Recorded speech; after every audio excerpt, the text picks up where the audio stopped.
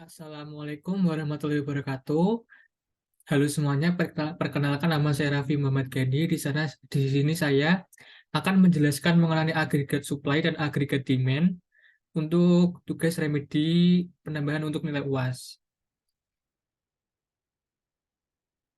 Apa sih agregat demand dan agregat supply?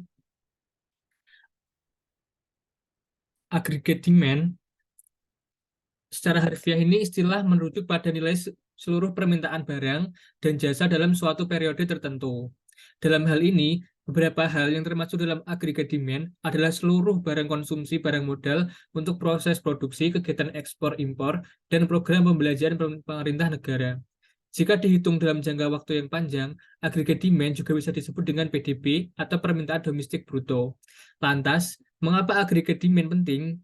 Alasannya adalah karena ia dapat digunakan untuk membantu para profesional menilai kondisi ekonomi suatu negara secara keseluruhan. Selanjutnya ada agregat supply atau penawaran supply adalah suatu total output dalam jumlah penawaran barang dan jasa yang diproduksi pada suatu perekonomian dalam suatu periode pada tingkat harga tertentu. Penawaran agregat umumnya digambarkan dengan kurva yang merepresentasikan hubungan antara tingkat harga dengan total persediaan perusahaan. Hubungan antara variabel tingkat harga dengan total output ini biasanya bernilai positif atau berbanding lurus. Selanjutnya ada komponen pada agregat demand. Komponen agregat demand dalam ini ada 4. Yang pertama investasi. Hal-hal yang termasuk dalam pengeluaran investasi adalah pembelian barang dan jasa oleh bisnis. Pembelian ini biasanya digunakan untuk modal fisik atau produksi. Tentunya, keputusan investasi tergantung pada biaya pendanaan dan keuntungan yang diharapkan. Selanjutnya, ada ekspor bersih. Istilah ekspor ini merujuk pada permintaan asing untuk output dalam negeri. Dalam perdagangan internasional, sebuah negara akan melibatkan mata uang yang berbeda. Dampaknya, nilai tukar akan memengaruhi tingkat harga. Karena hal inilah, dalam menilai agregat demand, para ekonom akan menggunakan nilai tukar real daripada nilai tukar nominal. Komponen selanjutnya dalam agregat demand adalah pengeluaran pemerintah. Dalam hal ini, pengeluaran pemerintah dianggap sebagai variabel eksogen. Yang terakhir ada konsumsi. Konsumsi meliputi pengeluaran rumah tangga untuk barang dan jasa. Dalam hal ini, pendapatan disposable adalah penentu utama dalam komponen ini. Faktor-faktor apa saja sih yang mempengaruhi permintaan agregat? Nah, dalam faktor yang mempengaruhi permintaan agregat, ada 4. Yang pertama, penghasilan dan kesejahteraan masyarakat. Meningkatnya penghasilan setiap rumah tangga juga akan turut meningkat. Hal seperti inilah yang akhirnya berimbas pada penurunan nilai agregat demand selain penghasilan. Resesi juga bisa menjadi faktor lain yang mempengaruhi nilai agregat demand. Jika nilai mata uang dalam suatu negara sedang anjlok, tentunya harga barang impor pun akan semakin mahal. Sebaliknya, jika nilai mata uang meningkat, tentunya harga barang impor pun akan semakin murah. Naik turunnya suku bunga juga berdampak pada biaya pinjaman untuk barang berharga seperti kendaraan dan rumah. Tentunya hal ini juga mempengaruhi keputusan individu atau pebisnis dalam mengajukan pinjaman. Saat suku bunga turun, perusahaan dapat menaikkan jumlah pinjaman tanpa khawatir. Umumnya, ketika suatu negara sedang mengalami peningkatan inflasi, maka harga barang dan jasa pun akan meningkat. Dalam kondisi ini, biasanya masyarakat setempat akan melakukan pembelian dengan jumlah besar sebelum harga komoditas melonjak tinggi. Alhasil, nilai agregat demand pun akhirnya meningkat. Selanjutnya ada kurva permintaan agregat. Di sini kurva permintaan agregat ada shift dari kanan dan dari kiri, dari atas dan dari ke bawah. Mengapa kurva permintaan agregat bisa miring ke bawah? Beberapa faktornya, yang pertama ada tingkat harga dan konsumsi. Tingkat harga dan konsumsi, selanjutnya ada tingkat harga dan investasi, tingkat harga dan ekspor neto.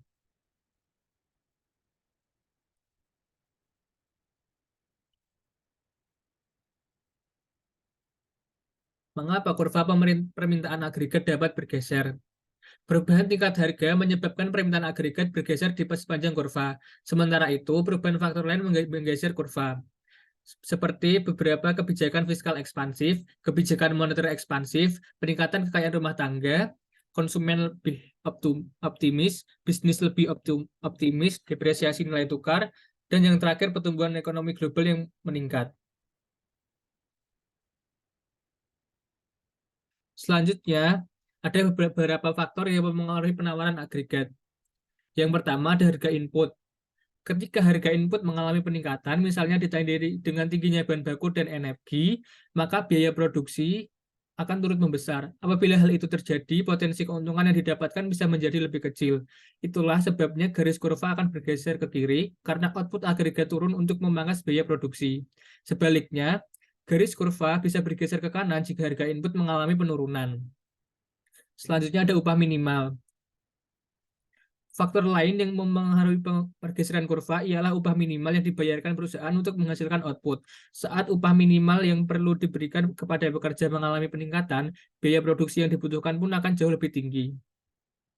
Hal itu menyebabkan kurva penawaran bergeser ke kiri. Sebaliknya, kurva akan bergeser ke kanan. Upah minimal mengalami penurunan ke angka yang lebih rendah. Selanjutnya ada perkiraan harga di masa depan. Saat harga yang mengaruhi produksi mengalami kenaikan di masa depan, perusahaan biasanya meningkatkan output untuk mengamankan stok inventaris. Jadi, bisnis bisa mendapatkan pendapatan yang lebih besar. Garis kurva pun akan mengalami pergeseran ke arah kanan. Sebaliknya, adanya penurunan harga di masa depan bisa membuat kurva bergeser ke kiri.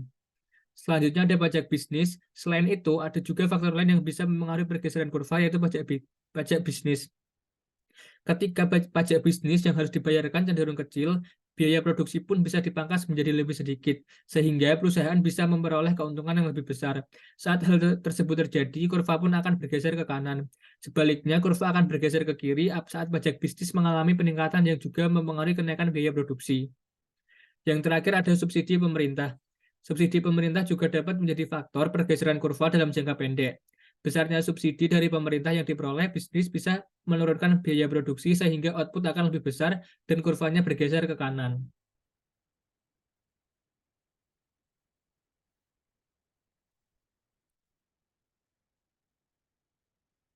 Selanjutnya ada long run aggregate supply. Jenis kurva penawaran agregat selanjutnya ini agregat suplai dalam jangka panjang. Kurva ini mewakili output yang potensial bagi perekonomian. Dalam jangka panjang, perubahan tingkat harga tidak mempengaruhi penawaran agregat. Penawaran agregat dipengaruhi oleh meningkatnya produktivitas dan kinerja yang efisien. Misalnya, mencakup peningkatan keterampilan dan pendidikan pekerja, kemajuan teknologi, dan besaran modal usaha. Semua biaya input dalam kurva ini termasuk dalam variabel jangka panjang, jadi bisa berubah dan menyesuaikan secara proporsional dengan perubahan output agregat. Ketika output agregat mengalami kenaikan, semua biaya input pun ikut meningkat. Sebaliknya, semua biaya input bisa turun ketika output agregat mengalami penurunan. Kurva penawaran agregat jangka panjang ditandai dengan garis vertikal dan menggarisbawahi inelastis sempurna. Oleh sebab itu, adanya perubahan pada tingkat akan mempengaruhi penawaran agregat. Apabila ada kenaikan pada tingkat harga, itu artinya keuntungan tidak mengalami peningkatan, sebab biaya input akan mengalami peningkatan juga. Dengan demikian, perusahaan tidak dapat mengubah output mereka untuk menanggapi perubahan tingkat harga. Output agregat dalam penawaran jangka panjang ini hanya akan berubah jika ada faktor jangka panjang yang mengalami perubahan. Mengapa kurva penawaran agregat jangka panjang bisa bergeser? Nah, beberapa faktornya ada dari tenaga kerja.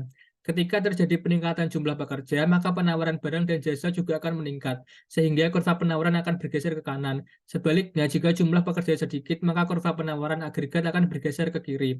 Pergeseran kurva penawaran agregat juga dipengaruhi oleh pengangguran pada tingkat alamiahnya.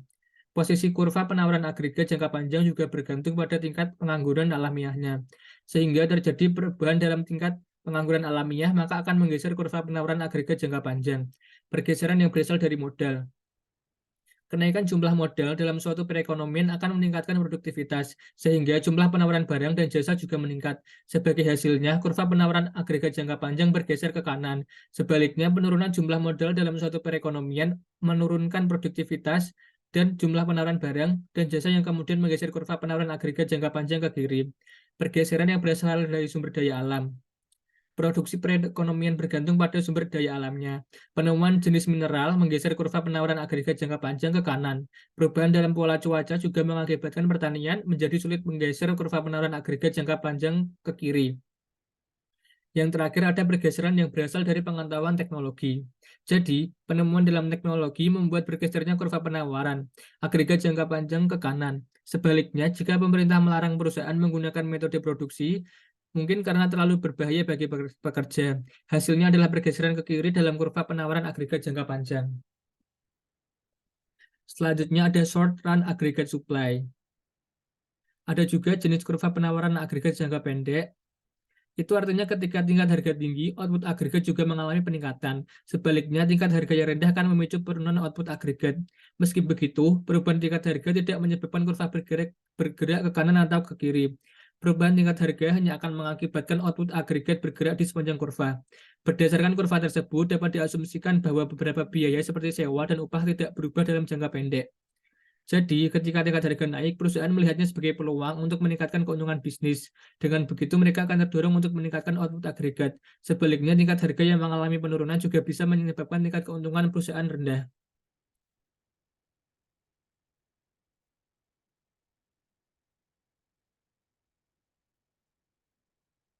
Mengapa kurva penawaran agregat jangka pendek miring ke atas? Nah, dengan digambarkannya, kurva ini miring ke atas ini berarti tingkat harganya tinggi, output agregat akan mengalami peningkatan, tingkat harga yang rendah akan memicu penurunan output agregat. Perubahan tingkat harga ini akan menyebabkan harga bergerak ke kanan atau ke kiri. Perubahan tingkat harga akan mengakibatkan output agregat bergerak di sepanjang kurva, antara akan naik atau akan turun.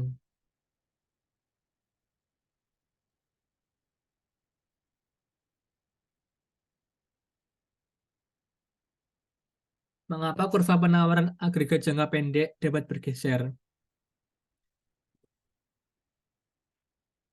Nah, kurva penawaran agregat jangka pendek ini biasanya berbentuk horizontal, sebaliknya dalam jangka pendek ini berbentuk miring ke atas. Dalam periode 1 atau 2 tahun, kenaikan tingkat harga keseluruhan dalam perekonomian dan cenderung meningkatkan jumlah penawaran barang dan jasa.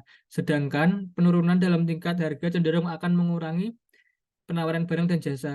Yang menyebabkan hubungan positif antara tingkat harga dan output ini yaitu jika ekonomi makro telah mengemukakan 3 teori yang menjelaskan tentang kurva penawaran agregat jangka pendek miring ke atas. Pada setiap teori, ketidaksempurnaan bahasan yang spesifik ini menyebabkan sisi penawaran dalam perekonomian perilakunya berbeda-beda dalam jangka pendek jika dibandingkan dengan perilaku dalam jangka panjangnya. Kurva penawaran jangka pendek menunjukkan jumlah penawaran barang dan jasa dalam jangka pendek pada tingkat harga tertentu. Kurva ini sama dengan kurva penawaran agregat jangka panjang, namun dibuat miring ke atas karena adanya kekakuan upah, kekakuan harga, dan kesalahan persepsi. Pergeseran pada kurva penawaran agregat jangka panjang biasanya disebabkan oleh ketenaga kerjaan, modal, dan hal lainnya. Variabel-variabel yang sama juga menggeser kurva penawaran agregat jangka pendek. Contohnya, terjadi peningkatan jumlah modal perekonomian, meningkatkan produktivitas, kurva penawaran agregat jangka pendek dan jangka panjang keduanya bergeser ke kiri.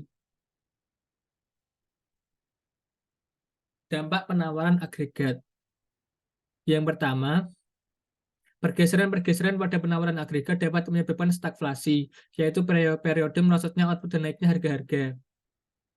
Selanjutnya, para pembuat kebijakan yang dapat mengaruhi permintaan agregat tidak dapat menyeimbangi kedua dampak yang berlawanan ini secara bersamaan. Dampak permintaan agregat. Dalam jangka pendek, pergeseran pada permintaan agregat menyebabkan fluktuasi pada output barang dan jasa dalam perekonomian. Dalam jangka panjang, pergeseran pada permintaan agregat mempengaruhi keseluruhan tingkat harga tetapi tidak mengaruhi output. Sekian presentasi dari saya. Mohon maaf apabila terdapat kesalahan atau hal lainnya.